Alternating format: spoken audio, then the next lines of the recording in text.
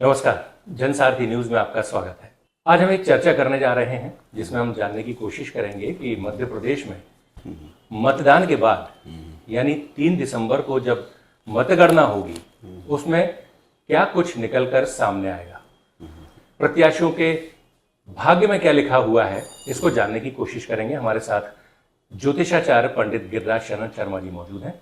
आइए, सबसे पहले पंडित जी, स्वागत है आपका। धन्यवाद साहब, बहुत बहुत शुभकामनाएं। मैं सबसे पहले एक प्रश्न जो करना चाहूंगा कि ज्योतिष विद्या जो है वो आखिर है क्या? देखिए, ज्योतिष क्या है कि जितने भी शास्त्र बने और वेद बने वो सब ज्योतिष से ही निकले हैं। जैसे श्रीमद् भागवत है तो इसके अंदर 16,000 श्लोक हैं, शिव पुराण है तो इसमें 24,000 श्लोक हैं, लेकिन ज्योतिष में 1,00,000 श्लोक हैं जी। और महर्षि पाराशर ने बड़ा गूढ़ अध्ययन करके इसको लिखा, क्योंकि सबसे पहले जब प्रकृति की रचना हुई, ब्रह्मांड की रचना हुई, तो उसमें सर्वप्रथम पृथ्वी आई, सूर्य नारायण भगवान आए, चंद्र देवता आए, उसके बाद फिर मंगल देवता आए। तब तक पृथ्वी पे रहने की स्थिति नहीं थी, बहुत गर्मी पड़ती थी, जीवन बिल्कुल दुर्लभ था। तब सब लोगों ने, देवताओं ने मिलकर प्रार्थना की ब्रह्मा जी से कि हमें ऐसी स्थिति तो बना दो कि मकान रहने काबिल तो हो। तब ब्रह्मा जी ने तपस्या करके एक पिंड बनाया और उस पिंड को ब्रह्मांड में स्थापित किया। उसका नाम है देवगुरु बृहस्पति। तो बृहस्पति जब पृथ्वी पर आए तब ये जनजीवन सामान्य हुआ, नहीं तो इसका इतना टेम्परेचर था जो अब वैज्ञानिक कहते हैं ना, ओजोन परत से वो रेडी आएगा और जीना दुर्लभ हो जाएगा, ऐसा सब सत्य है ये। तो बृहस्पति की कृपा से हमारा जीवन चला। तो जीवन में नवग्रह का जो प्रकाश होता है, हर व्यक्ति के जीवन पे वो प्रकाश कार्य करता है। कभी कभी ऐसी स्थिति आती है कि अंधकारमय हो जाता है, तो उसी क्षेत्र में अंधकार छा जाता है। कभी कभी व्यक्ति मेडिकल परेशानियों में आ जाता है, कभी उसका विवाह टूट जाता है, कभी कर्ज में दब जाता है, कभी बड़े पदों में पहुंच जाता है, कभी बड़े पद से हल छोटे पद पे आ जाता है। तो ये सब प्रकाश की किरणों का चमत्कार है, इस सब का नाम ही ज्योतिष है जी। तो महर्षि पाराशर ने घोर अध्ययन करके इसकी रचना की, और पृथ्वी से सूर्य की दूरी, चंद्रमा से पृथ्वी की दूरी, इनसे सब चीज़ तय करके फिर ज्योतिष शास्त्र बना के इसको खगोल के हिसाब से बनाया। फिर इसका फलादेश क्या होगा, मानव जीवन पे क्या प्रभाव पड़ेगा, हाँ, वो बनाया। तो हम लोगों को सिद्धांत तो पढ़ना ही पड़ता है, साथ में ये है कि कोई ग्रह बदलता है तो उसका प्रभाव मनुष्य जीवन पे कैसा है, वनस्पति पे कैसा है, पशु पक्षियों पे कैसा है, हर जगह उसका प्रभाव आता है। जैसे अभी 3 दिन पहले सूर्य बदले, 17 तारीख को सूर्य मंगल एकदम बदले, तो एकदम ठंड बदल गई मौसम में। 4-5 दिन में ये दिवाली के पहले हमने नहीं पहनी थी, पर अब सब धीरे धीरे गर्म कपड़े आ रहे हैं। अब 15 दिसंबर से 15 जनवरी तक घोर ठंड पड़ेगी। तो ऐसे प्रत्येक मौसम का सूर्य नारायण से या अन्य ग्रहों के जो प्रभाव आते हैं उसका मानव जीवन पे प्रभाव पड़ता ही है, चाहे उसको कोई माने या ना माने। एक बात। दूसरी बात, कोई ये हिंदुओं की विद्या नहीं है, सनातनियों की विद्या नहीं है, ये यूनिवर्सल फैक्ट है, विज्ञान है। ये हर मनुष्य के ऊपर, हर जीव के ऊपर लागू होता है, क्योंकि जहाँ ग्रेविटेशन फोर्स आता है वहाँ पे ज्योतिष आती है।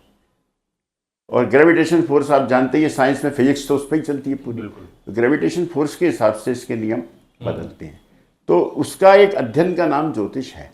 तो कोई व्यक्ति हम देखते हैं कि 2 साल पहले बिल्कुल कर्ज में दबा है और 2-3 साल बाद वो मुख्यमंत्री बन जाता है। कोई बहुत बड़े पद पे बैठा रहता है, कुछ दशा से बदल जाती है कि वो एकदम नीचे आता है। बचपन से मैं जब 7वीं क्लास में गोरखी स्कूल में पढ़ता था, तभी मेरे को इसमें बड़ी रुचि उत्पन्न हो गई थी। तो उस जमाने में भी लोग मेरे पे कुंडली दिखाने वहाँ पे मास्टर आते थे। अच्छा, उस युवा। हाँ, और मैं साइंस कॉलेज में पढ़ता था 1973 में, तो तब भी मैं ज्योतिष जानता था। तो कई लोग जो मेरे सीनियर्स आते थे प्रैक्टिकल देखने, या जो लैब असिस्टेंट होते थे, वो कहते रहे 1-2 मिनट कुंडली ये बता दो, ये ग्रह कैसा है, ये हमारा लड़का चला गया 3 दिन से आ नहीं रहा, पंडित जी क्या होगा, तो तब भी बताता। तो अब ये करते करते करते करते मेरे को इतना एक चमत्कार इसमें दिखा कि बड़ा भारी चमत्कार है इसमें। और दूसरी बात क्या है कि एक मित्र विद्या है ये, इसके द्वारा आप किसी से मित्रता कर सकते हैं। तीसरी बात यह है कि कितना भी संकट हो, लेकिन कोई व्यक्ति धैर्यवान ऐसा ज्योतिषी मिल जाता है तो कुछ समय ऐसा होता है कि वो निकल जाता है और फिर वो आदमी ठीक हो जाता है। बुरा वक्त जो है वो निकाल तो उस समय वो धैर्य और संयम को खो बैठता है। अभी आपने कल परसों दैनिक भास्कर में पढ़ा था कि इटली में ज्योतिष का चलन बहुत जबरदस्त है, इस समय बढ़ गया है। 65% तक लोग ज्योतिष और राशिफल देखते हैं। तो भारत में तो शुरू से ही रहा है, और संगीत और ज्योतिष एक साथ चलती थी।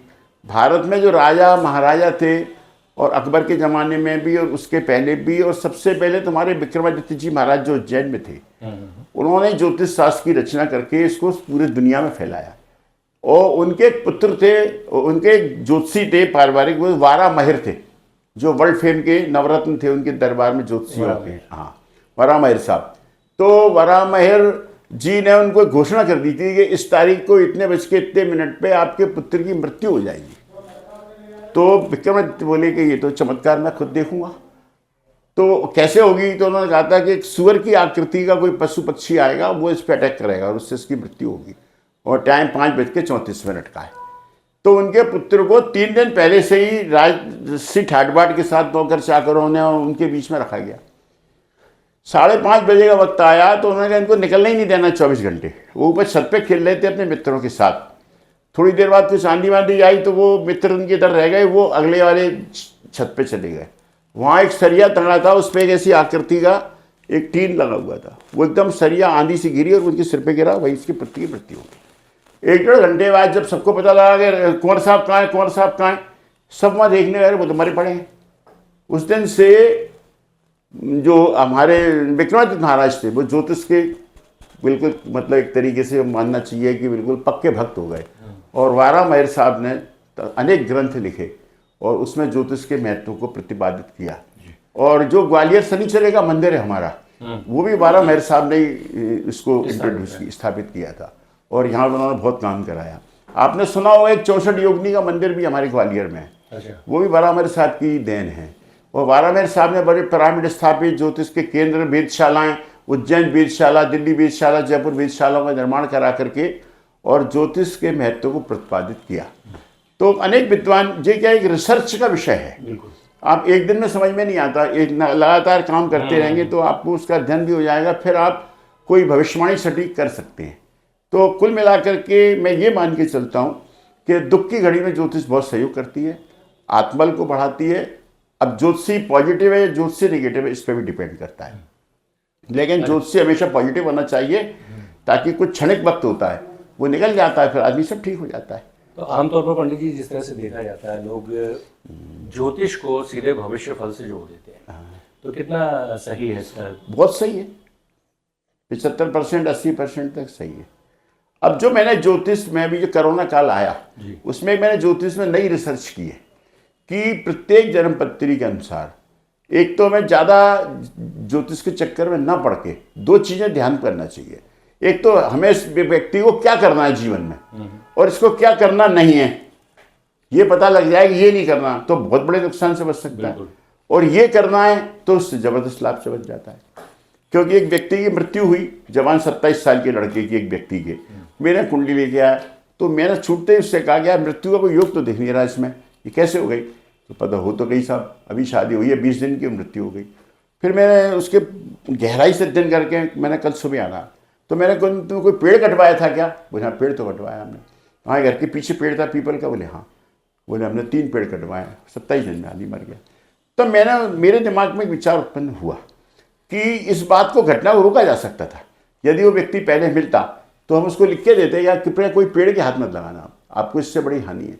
जैसे किसी पत्रिका में जल से हानि होती है, किसी में आग लगने से हानि होती है, कभी कभी मंगलवार शनिवार को पिस्तौल खरीद लो, अग्न्यास्त्र खरीद लो, उससे बड़ी हानि होती है। तो मैंने एक नई रिसर्च अभी जो कोरोना काल में की है, वो ये की है कि हम क्या नहीं करें और क्या जरूर करें। कभी हमारा वक्त खराब होता है, 7.5 दिन उलझे होते हैं, हम अपना कुछ जो पूरी ज़िंदगी का जोड़ा हुआ रुपया किसी को दे देते हैं, वो चला जाता है। कभी कभी हमें आ भी जाता है। कौन सा वक्त ऐसा है कि हम सही समय पर मकान बनवाएं तो बढ़िया मकान बन जाता है। कभी कभी वही मकान बहुत फैल जाता है, समेटने में ही नहीं आता। कभी कभी ऐसी स्थिति देखी मैंने, वही व्यक्ति मकान बना रहा है और वही व्यक्ति कुछ दिन बाद उसकी पुताई भी नहीं कराने के पैसे उस पर। तो ऐसे तमाम उतार चढ़ाव देखने के बाद फिर मेरे को इस पर विश्वास हुआ और विगत 50 वर्ष से मैं इस कार्य को कर रहा हूँ। लेकिन पंडित जी एक बात ये भी आती है कि जब अगर कोई नियति से है, तय है, कुछ निश्चित है, जैसे आप बता रहे हैं कि जब मनुष्य जन्म लेता है तो उस समय जो ग्रह नक्षत्र होते हैं उसकी स्थिति उसके अनुसार उसका जो भविष्य है वो पहले से ही तय रहता है। तो अगर किसी व्यक्ति की मृत्यु होनी ही तय थी तो फिर वो इसी कारण से शायद आपके पास नहीं आ पाया, तो वो आपके अगर जानकारी अगर हो जाती तो शायद आप जैसे बता रहे हैं कि बच सकता था, लेकिन उसकी अगर मृत्यु तय थी। देखिए वो तो देखिए अंततः तो ईश्वरी प्रधान है। और लेकिन तो फिर भी ज्योतिष सिर्फ एक गणना करके बता सकता है। नहीं, ज्योतिष से हम लाभ ले सकते हैं कि वर्तमान समय में इस व्यक्ति को क्या करना फायदेमंद है, व्यापार खोलना फायदेमंद। लेकिन अगर उसको फायदा लिखा ही नहीं होगा, उसके लिखा ही नहीं होगा तो हमसे मिलेगा ही नहीं वो। अच्छा। ये भी एक मेरा तजुर्बा है कि बहुत से लोग जो बड़े बीमार होते हैं और जिनकी कुंडली में लिखा है मृत्यु ही होना निश्चित है, वो कभी डॉक्टर के यहाँ जाते हैं, डॉक्टर कभी मिलता नहीं है। पता लगा डॉक्टर साहब 4 दिन के लिए बाहर गए हैं, पता लगा 8 दिन के लिए बाहर गए हैं, तो अब वो उसके लिए कुछ नहीं कर सकते हैं। लेकिन हम संपूर्ण रूप से प्रयास करते हैं, जो हमारी एक अपनी सीमाएं हैं, क्योंकि संसार में विधाता से बड़ा और ईश्वर से बड़ा तो कोई भी नहीं है, क्योंकि सबके कारण वही हैं। और श्री कृष्ण जी ने गीता में लिखा है कि सब कारणों का कारण मैं ही हूँ। कोई व्यक्ति फिसल के गिर गया तो मेरी वजह से, सब कुछ मैं ही हूँ। पर उसके अलावा भी उन्होंने एक बात फिर गीता में लिखी, जिससे सिद्ध होता है कि ज्योतिष है, जो कर्मण्यवाद का रस्ते सुमा फलेशु कदाचना। तुम कर्म कर सकते हो, इसका फल कितना आएगा, कब आएगा, ये तुम नहीं, इस पर तुम्हारा अधिकार नहीं है।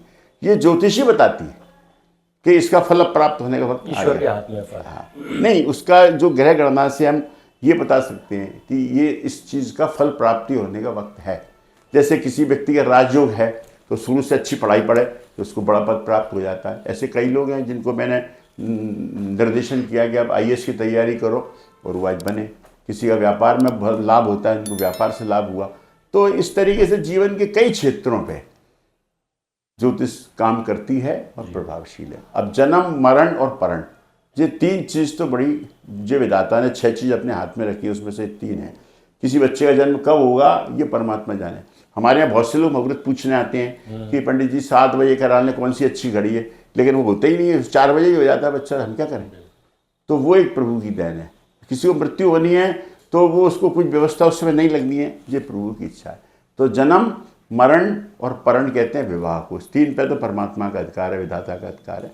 लेकिन अब वो इसका मैरिज लाइफ चलेगी कि नहीं चलेगी, ऐसे बहुत से काम ज्योतिष के द्वारा 70-80% तक हम इससे लाभ ले सकते हैं। और हमारा एक अच्छा गुरु है, मार्गदर्शक है, गलत दे जाने से रोक देता है। मेरे पास ऐसे कई व्यक्ति आए कि हम तो साहब 3 दिन बाद सुसाइड कर लेंगे। क्यों कर लोगे, हमारा काम ही नहीं हो रहा, 2 महीने से बहुत परेशान है। मैंने कहा 3 दिन बाद कर, मैं 3 दिन बाद और कर लेना, 6 दिन हो जान दो, तब तक ग्रह बदल जाएंगे और उसका टाइम ठीक हो जाता है। ऐसे कई घटना जीवन में। मूल विषय पर आते हैं जी। आप जानते होंगे इस समय मध्य प्रदेश में चुनाव संपन्न हुए। मतदान संपन्न होने के बाद 3 दिसंबर को मतगणना होने जा रही है। मध्य प्रदेश की कुंडली अगर है तो वो क्या कह रही है वर्तमान परिप्रेक्ष्य? हाँ, मध्य प्रदेश की जो 56 में मध्य प्रदेश बना था, उस समय की जो पत्रिका है, उस समय की कुंडली में कन्या राशि में मध्य प्रदेश बना है। उसके अनुसार सत्ता परिवर्तन का योग पूर्ण रूप से दिखता है। जो वर्तमान सत्ता इस समय है वो हटना चाहिए, जो मध्य प्रदेश की कुंडली बोलती है वही है। तो इसका ये मतलब निकाला जाए, मायने निकाले जाए कि कांग्रेस जो है वो प्रसन्न हो सकती है, खुश हो सकती है। हाँ, अगर इस तरह की कांग्रेस के ग्रह अच्छे आ सकते हैं, कांग्रेस के ग्रह अच्छे आ सकते हैं। कांग्रेस के ग्रह अच्छे हैं, लेकिन भाजपा के ग्रह अच्छे नहीं है। नहीं, भाजपा की जो राशि है वो भी इस प्रकार से है कि उसको बृहस्पति की स्थिति खराब चल रही है। तो अपने आप में ही उलझी हुई है भाजपा, अपने लोगों से ही उलझी हुई है। वो अंदर ही अंदर अनेक विरोध और प्रतिरोध चल रहे हैं, कई भागों में विभाजित हो गई है। तो मुझे लगता है कि अभी ये स्थिति से उबर नहीं पाएगी जब तक बृहस्पति मेष राशि में रहेगा। बृहस्पति 2 मई 2024 को वृषभ राशि में जाएगा, तब भाजपा की स्थिति सुधर जाएगी। लेकिन वर्तमान में भाजपा अपने आप में ही अंतर्क्लेश में डूबी हुई है। लेकिन जिस तरह से अभी जो मतगणना होने वाली है, और लोग कयास लगा रहे हैं, मध्य प्रदेश में ये बात चल रही है कि टक्कर जो है वो नहीं, टक्कर तो बराबर है, कांटे की। लेकिन कभी कभी ऐसा होता है कि 1 नंबर से व्यक्ति IAS बन जाता है और 1 नंबर से IAS चूक भी जाता है। तो भाग्य का जो योग है, अंत में विजय उसी की प्राप्ति होती है। हमारी ऑस्ट्रेलिया की भारत के जो मैच में भारतीय टीम कहीं कमजोर नहीं थी, किसी भी दृष्टिकोण से, लेकिन भाग्य ने थोड़ा साथ नहीं दिया, भाग्य साथ नहीं तो जीत जाते। ऑस्ट्रेलिया जी, ऑस्ट्रेलिया का भाग्य साथ दे गया और हमारा नहीं दिया।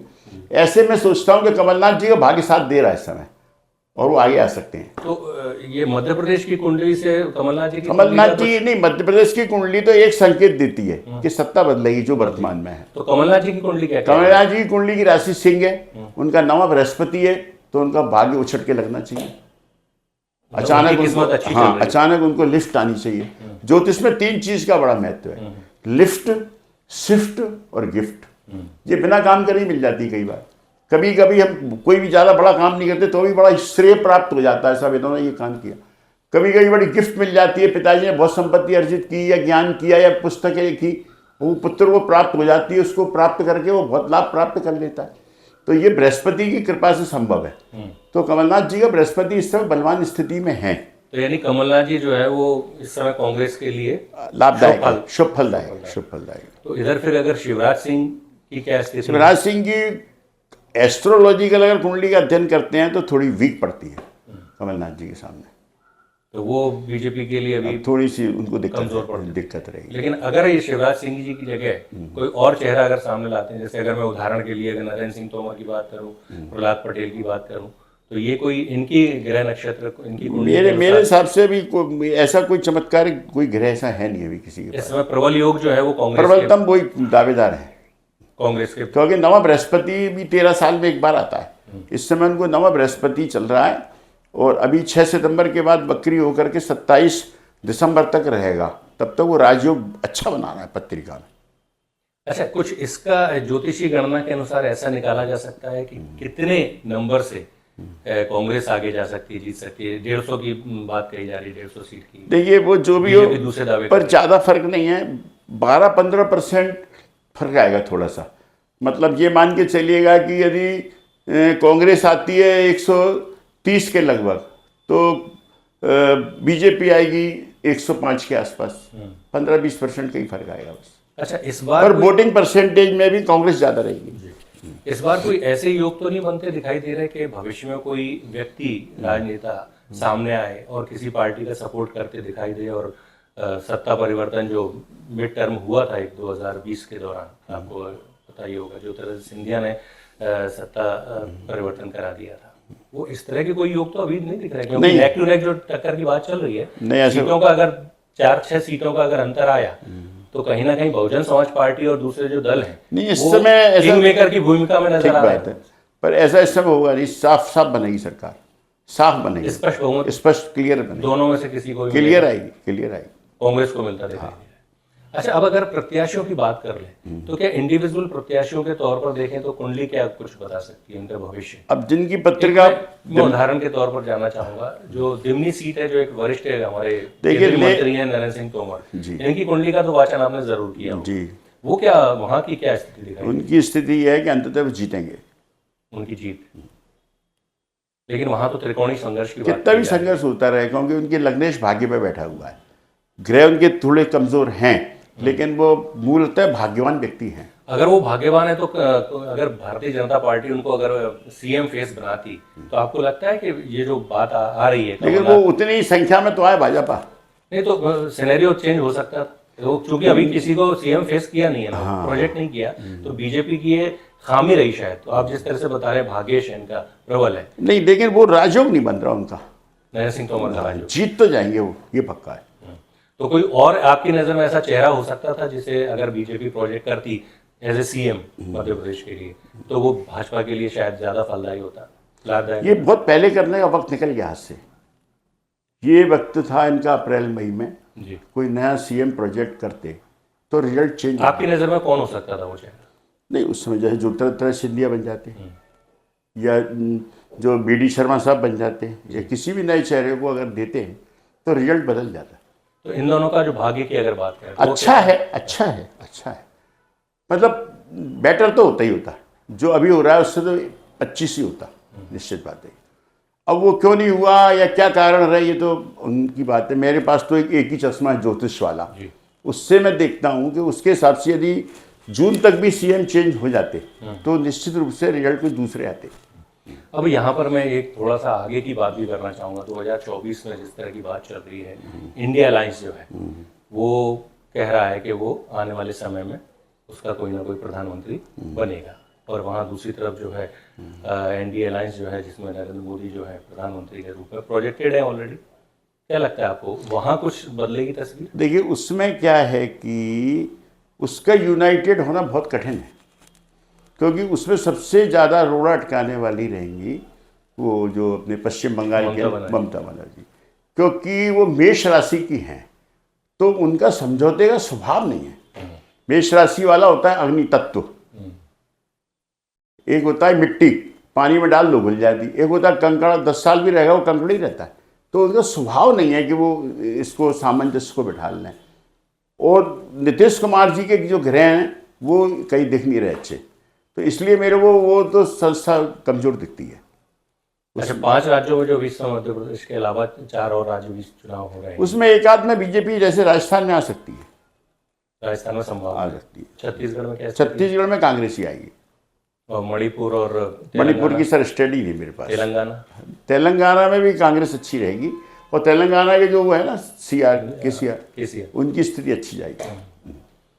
क्या लगता है आपको, आने वाले समय में केंद्र की सत्ता में नरेंद्र मोदी की मौजूदगी कितनी आगे तक रहेगी, या वहां भी भारतीय जनता पार्टी की ओर से नरेंद्र मोदी जी के ग्रह नरेंद्र मोदी रहेंगे क्या? देखिए, मैं आपको बताऊं कि नरेंद्र मोदी जी के ग्रह अभी दिसंबर के बाद बहुत बढ़िया होने वाले हैं, तो रिजल्ट्स में काफ़ी अच्छा निखार आएगा।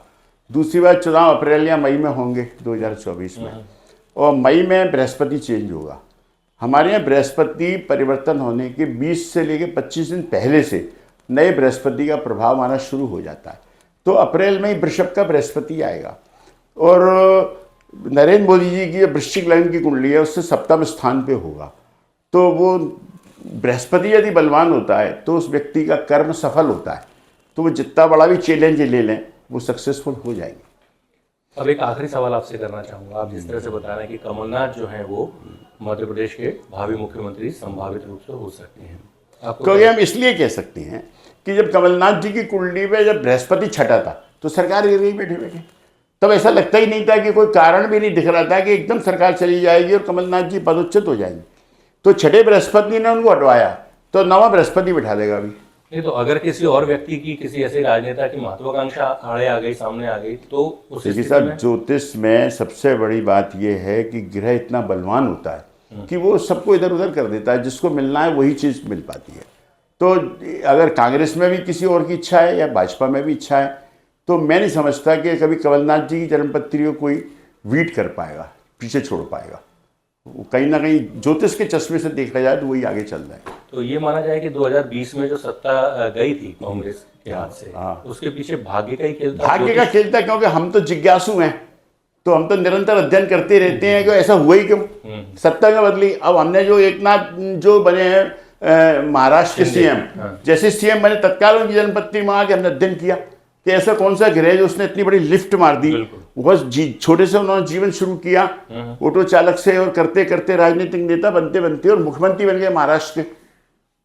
तो हमने उनकी कुंडली मंगा तत्काल, हम तो रात भर सोते नहीं है, हमें जब तक जिसकी कुंडली देखने का हमें शौक है, एक तरीके का व्यसन है, तो वो कुंडली जब तक हम देख नहीं लेते हमें नींद नहीं आती रात को, तो हमने तत्काल उसको मंगा करके पूरा अध्ययन किया और मुझसे संतुष्ट हो गए कि ये कारण था।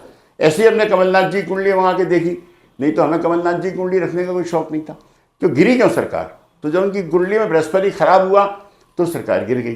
तो अब इसकी थ्योरी ये है कि जब बृहस्पति बलवान होगा तो उनको सत्ता मिलेगी, इस थ्योरी पे मैं कह रहा हूँ। अब ये आखिरी सवाल मैं आपसे करना चाहूँगा, मध्य प्रदेश के मुख्यमंत्री अगर कमलनाथ बनते हैं तो मध्य प्रदेश के लोगों के लिए कितने फायदेमंद साबित होंगे? नहीं, मध्य कोई ऐसी परेशानी समस्या तो नहीं आएगी जिसके चलते वो मजबूर हो जाए और जो लोगों के लिए जनहित की योजनाएं हैं उसको उनको नहीं, कोई भी योजना बंद नहीं होगी और वो बहुत सफल रहेंगे।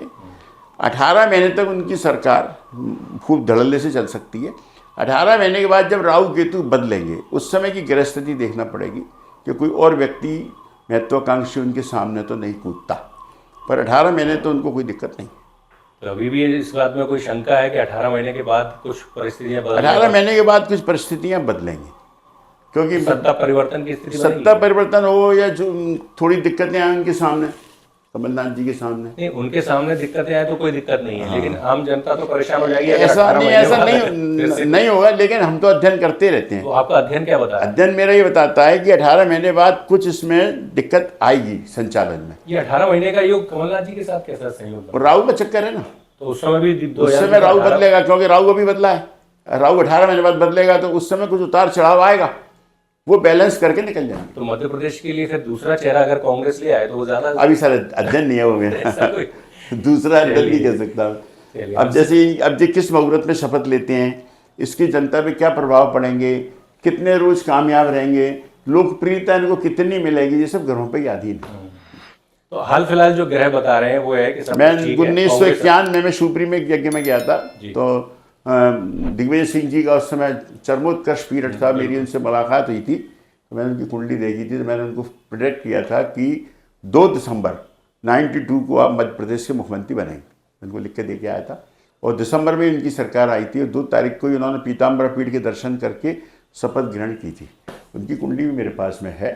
तो हम लोगों का तो एक अध्ययन करने का व्यसन है, कोई हमसे पूछे तो ठीक, ना पूछे तो ठीक, आपने पूछा तो अच्छी बात है, लेकिन अपने मन की शांति के लिए अध्ययन करते रहते हैं। नहीं, हम जिज्ञासा सिर्फ मेरी नहीं है, हमारे दर्शकों की भी है, वो जानना चाहते हैं कि मध्य प्रदेश का भविष्य क्या है। मध्य प्रदेश का भविष्य तो बहुत बढ़िया है, क्योंकि अभी जैसे ही बृहस्पति अप्रैल के बाद मध्य प्रदेश को 7वें स्थान पे आएगा, मध्य प्रदेश तो आने वाले 3 साल में बहुत ऊपर जाएगा। मध्य प्रदेश की कुंडली में कोई व्यवधान नहीं है, पर वर्तमान जो सत्ता है या वर्तमान भाजपा है, उसमें जो चौथे घर का जो कन्या राशि आती है, वो आंतरिक असंतोष और कलह में डूबी हुई है कुछ दिन के लिए। अच्छा, वो ठीक हो जाएगी। तो अब जो 3 दिसंबर की तारीख आ रही है, उस समय तक क्या ग्रह योग रहेंगे और उसके बाद कुछ अभी 3 दिसंबर तक तो अभी कोई ग्रह नहीं बदल रहा, तो उसके बाद तो कोई ऐसी स्थिति, अभी कोई ऐसी स्थिति नहीं। यानी आप जो बात कर रहे हैं कि कांग्रेस चुनाव के टाइम पे ही राहु केतु बदल चुके हैं, अब सूर्य भी वहीं रहेगा, मंगल भी वहीं रहेगा, तो अब कोई ग्रह सा बदलने वाला नहीं। अब ऐसा कोई